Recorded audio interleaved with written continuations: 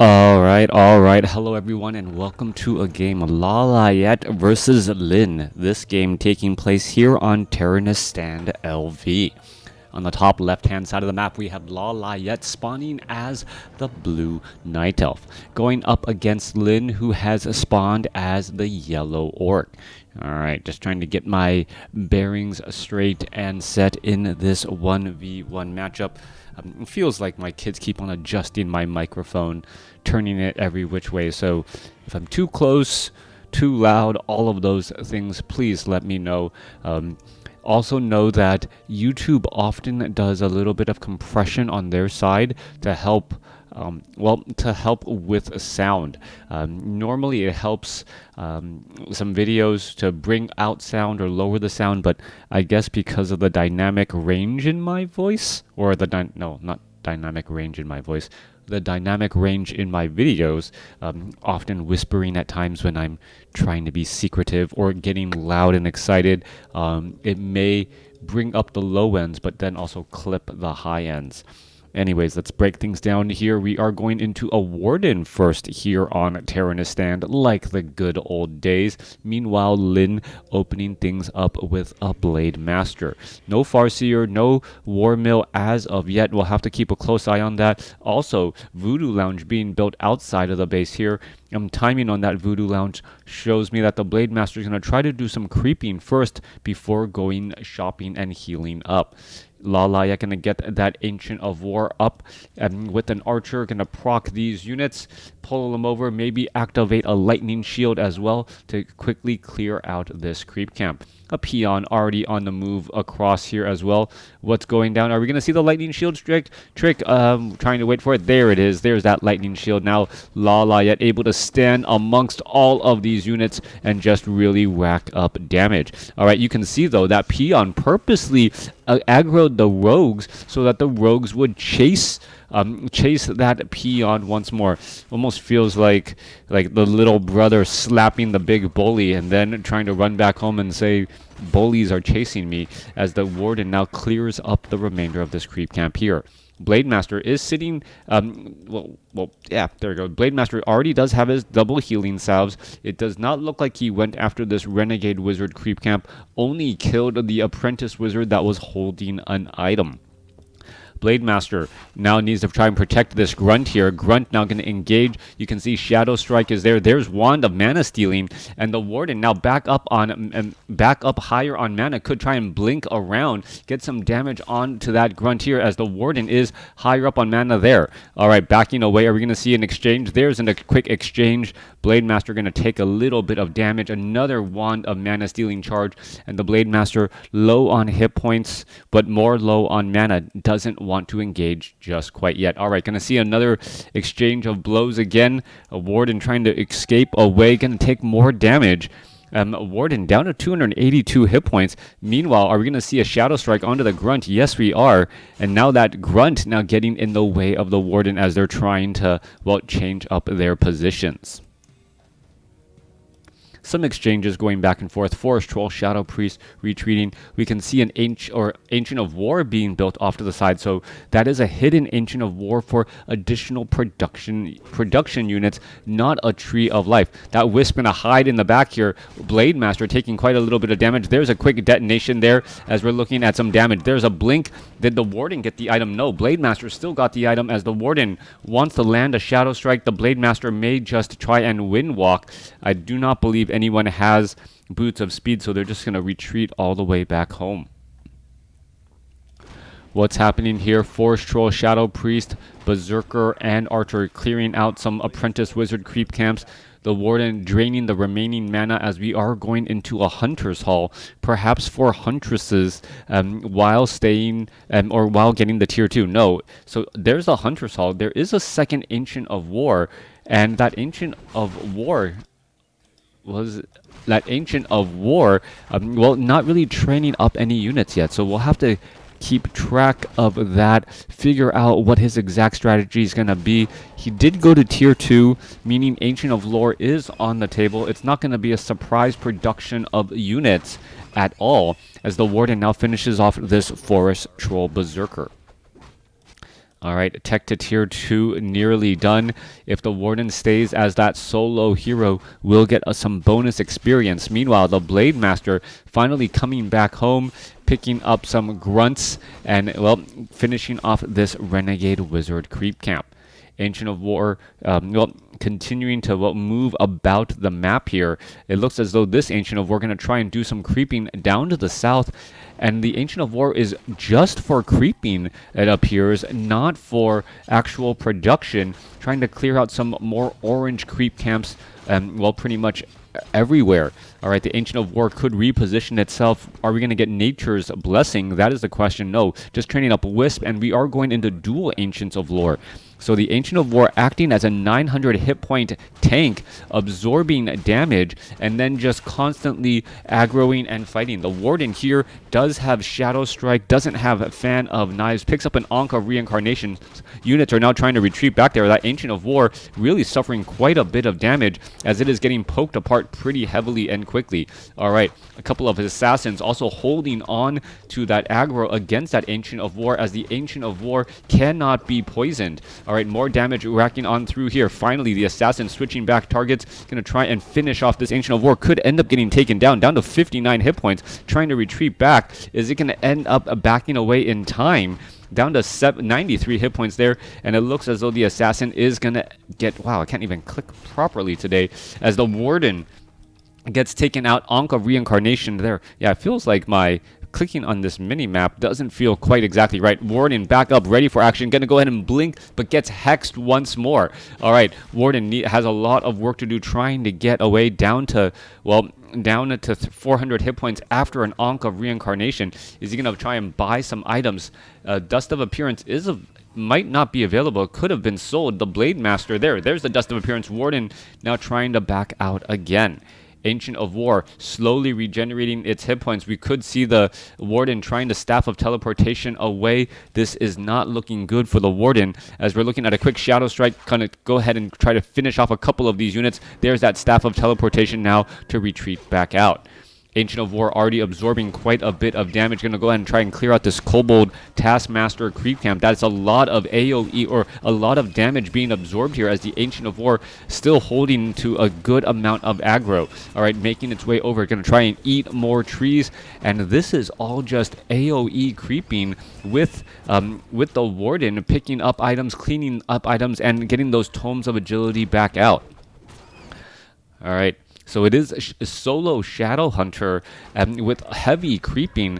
The Warden is now sitting at level 4 and a third. Meanwhile, the Blade Master heading off to the north here, getting out some of these pretty easy creep camps as well. Are we going to see an exchange here? No exchange, no hex. Shadow Hunter going after this Renegade Wizard creep camp should be able to do exactly that. 38 supply compared to 42. Style of this game seems to be different enough. Both sides trying to get to that mid game and figuring out what strategies and what tactics their opponent is doing.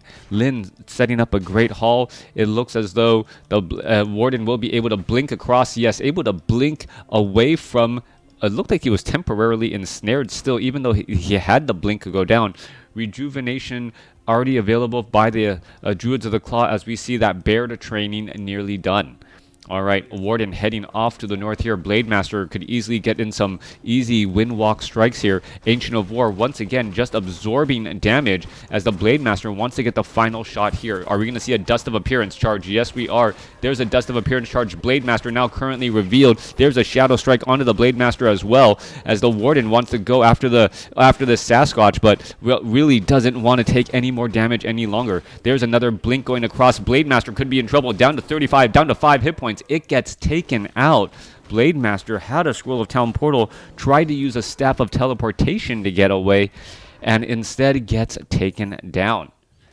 This Ancient of War already trekking that long trek back home, 49 over 50 supplies. The Ancient of War really putting themselves out there in battles against creeps, as the Ancient of Lores cranking out the units to, well, foster a large tier 3 army. Lin does have his expo. It is nearly operational.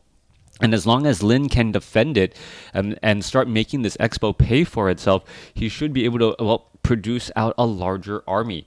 The question is, will that army be sufficient against the higher tier units of LawLiet, the, well, Druids of the Claw, and the Druids of the Claw and those Dryads? A quick fan of knives spreading damage across all those units after a quick blink, as we're looking at the Warden now pushing across with some some Druids of the Claw here. Both sides are going to try and engage. There's a rejuvenation on a Druid of the Claw that didn't really need it. It was already maxed out on and full hit points, as they could be trying to lead some sort of charge here. All right, both sides going to try and engage. There's one Druid of the Claw. He's going to be swiping amongst all of those units. Going to try and engage again. Codo Beast, is it going to try to dive on in and eat an illusion? That would actually be interesting, as we see a big fan of knives go across all those units again and again. Healing waves still bouncing around. Druid of the Claw making sure to, well, not allow this creep or this expo to get operational too easily, as the Codo Beast now trying to make its way through. There goes one illusioned unit. There goes an ensnare. That Druid of the Claw is going to get eaten,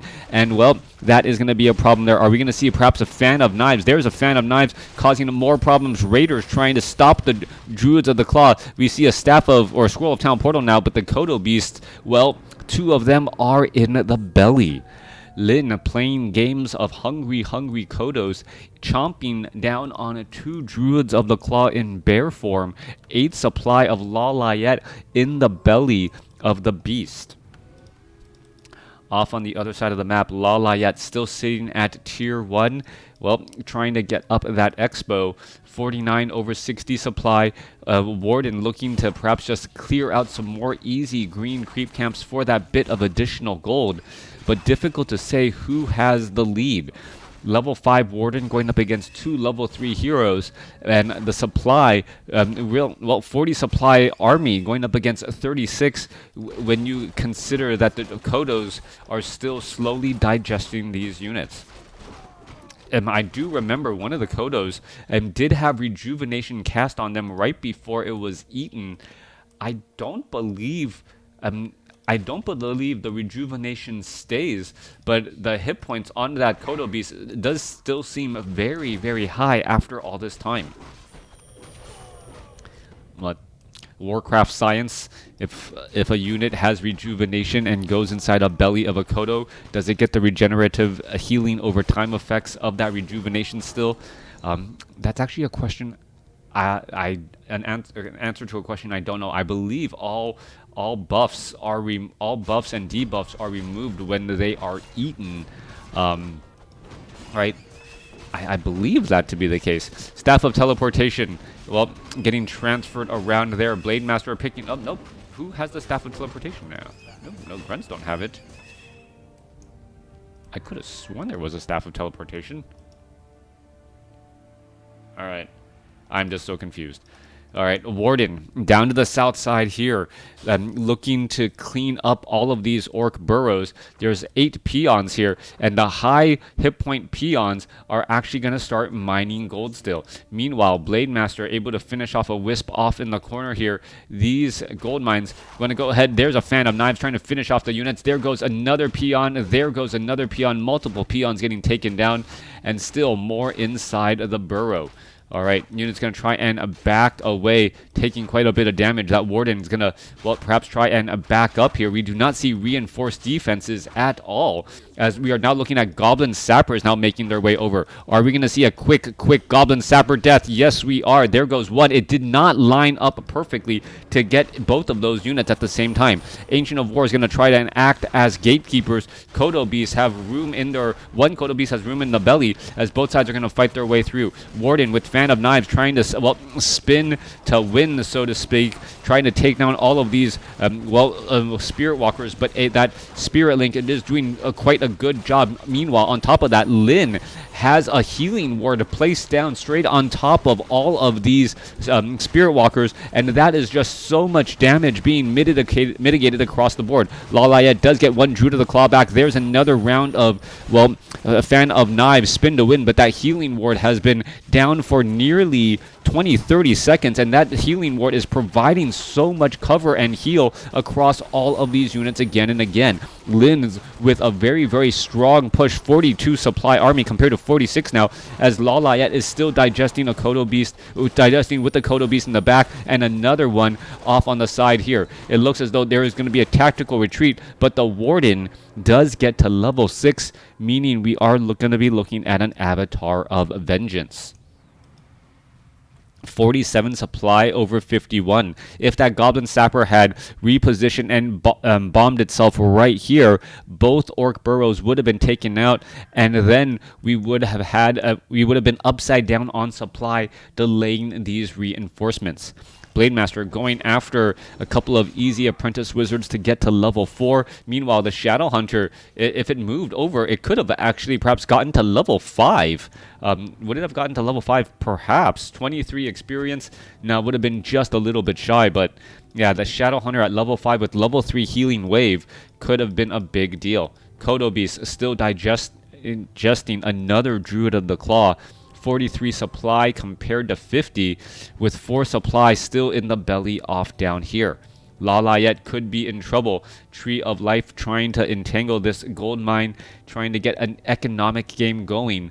But the real advantage and real hope of LawLiet lies on the Warden. If the Warden is able to use these Spirit of Vengeances and just cause problems, poke down these Codo Beasts, but remember, these Spirit of Vengeances, they have a timed life, so they are just going to end up disappearing by the time they get down to the south. Meanwhile, Ancients of War have repositioned themselves. An Avatar of Vengeance is right there, adding in a third Ancient of War as, well, a tactical move. Are we going to see some more of these, well, Spirit of Vengeances joining in out on the battlefield? Yes, all of those, well, corpses from earlier are already gone.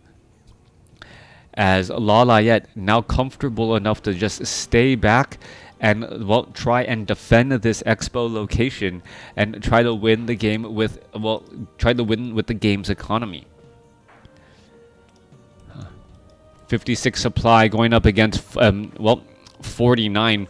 And both sides are engaging. Wisps are trying to transfer over. Blademaster able to get in a couple of kills there, as we're now looking at the Shadow Hunter getting ready to engage once more. Shadow Hunter is sitting at 5. Blademaster is sitting at 4. And here we are, well, a Blink Fan of Knives, Avatar of Vengeance as that second hero. Codo Beast down across here as we see a couple of ensnares go down. One Codo eaten. Another Codo could be eaten. Not quite sure why it hasn't been eaten yet, as we're looking at Healing Wave bouncing around again. So much focus fire. Spirit Link is trying to keep this one Codo Beast alive, but the Warden is just dancing around it. There's a Fan of Knives, and the Druid of the Claw is back. Ancient of War is now shifting back over. Another Codo Beast off to the side here. There's a rejuvenation as the Spirit Walker able to get in some easy hits on that Druid of the Claw. No rejuvenation possible. Warden now up with Potion of Lesser Invulnerability. Are we going to see some more Fan of Knives? All of these moon walls are bone dry. Avatar of Vengeance needs to, well, crank out more Spirit of Vengeances, as the timing is going to be a problem, and that is going to be the game. LawLiet outlasting his opponent. Lin unable to kill enough units in the very end, as well, that Avatar of Vengeance able to do such a strong, solid job. Well, a couple of questions there. A lot of healing. Level 5 Shadow Hunter unable to keep all those units alive.